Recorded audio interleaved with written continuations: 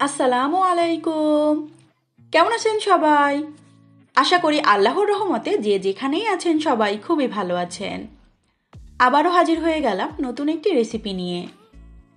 আজকে তৈরি করে দেখাবো চাল ভাজা এবং নারকেল দিয়ে খুবই মজাদার একটা লাড্ডু বা নাড়ুর রেসিপি। আর নর্মালি এই নাড়ুটা কিন্তু বেশ কয়েকদিন রেখে অর্থাৎ সংরক্ষণ করেই খাওয়া যায়। চলুন তাহলে দেখে নেই এর প্রস্তুত প্রণালী। চাল ভাজা দিয়ে নাড়ু বা লাড্ডুটা তৈরি করার জন্য এখানে আমি 1 কাপের মতো সেদ্ধ চাউল নিয়েছিলাম। চালটাকে সামান্য একটু লবণ আর পানির ছিটা দিয়ে জালটা একেবারে লো টু মিডিয়ামের মাঝামাঝি রেখে অনবরত নেড়ে চেড়ে ভেজে নিয়েছি। দেখতেই পাচ্ছেন একটু সময় নিয়ে ভাজার কারণে চালটা কিন্তু একেবারে ফুলে ফুলে যাবে। আর নর্মালি নাড়ুটা তৈরি করার জন্য চালটা যদি ভেজে ব্যবহার করা হয় তাহলে কিন্তু খুবই সুন্দর একটা স্মেল আসে। আমি সম্পূর্ণ চালগুলোকে ভেজে খুব ভালো করে ঠান্ডা করে নিয়েছি। আপনারা মেন কথা যতটুকু পরিমাণ লাড্ডু বা নাড়ু তৈরি করতে চান সেই অনুপাতেই চাল ভাজাটা ব্যবহার করবেন। এখন এই চাল ভাজাগুলোকে একটা ব্লেন্ডার জগের মধ্যে নিয়ে নিচ্ছি। খুব ভালো করে এটাকে গুঁড়ো করে নিতে হবে। আপনারা চাইলে শিল পাটাতেও কিন্তু বেটে নিতে পারেন। দেখতেই পাচ্ছেন আমি খুব ভালো করে এটাকে গুঁড়ো করে নিয়েছি। চেষ্টা করবেন এর মধ্যে চাল ভাজার যাতে কোনো গোটা গোটা দানা না থেকে যায়। এখন চলে যাব সরাসরি লাড্ডুটা তৈরি করার জন্য। চুলায় একটা প্যান বসিয়ে দিয়ে প্রথমে এখানে দিয়ে দিচ্ছি আমি নারকেল।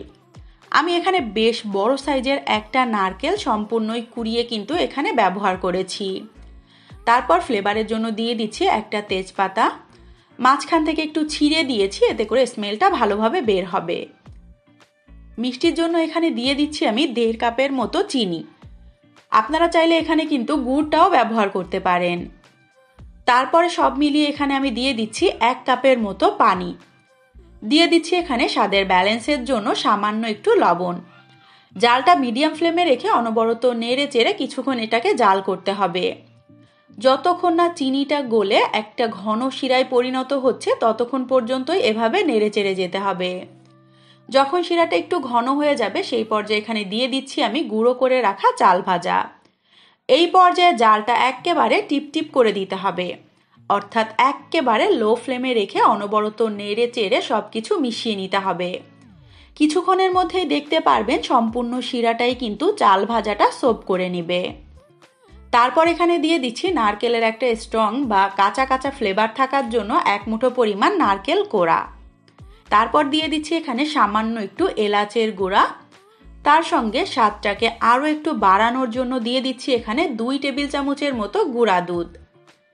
নর্মালি এই ধরনের নাড়ুতে কিন্তু আপনি যত রকমের জিনিস ব্যবহার করবেন ফ্লেভারফুল বা স্বাদের, আপনাদের নাড়ু বা লাড্ডুটা খেতেও কিন্তু তত বেশি মজার হবে। এখন আবারও জালটা একেবারে লো ফ্লেমে রেখেই 2 থেকে 3 মিনিটের মতো একটু নেড়ে চেড়ে নিয়েছিলাম। আপনারা চাইলে এই পর্যায়ে সামান্য একটু ঘিও ব্যবহার করতে পারেন। তারপর চুলাটাকে অফ করে দিয়ে সম্পূর্ণ মিশ্রণটা কিছুক্ষণ এক সাইডে রেখে দিচ্ছি যাতে করে ঠান্ডা হয়ে যায়।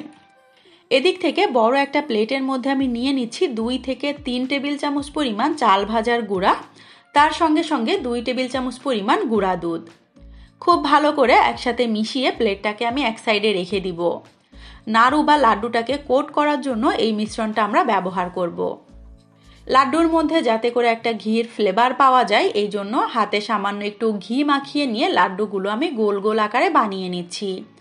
তবে আপনারা নাড়ুর মিশ্রণটা রান্না করার সময় যদি ঘিটা ব্যবহার করে থাকেন তাহলে এই পর্যায়ে ব্যবহার করতে হবে না। দেখতেই পাচ্ছেন পরিমাণ মতো আমি অল্প অল্প করে মিশ্রণ নিয়ে খুব ভালো করে হাতের তালুর সাহায্যে গোল করে নিচ্ছি।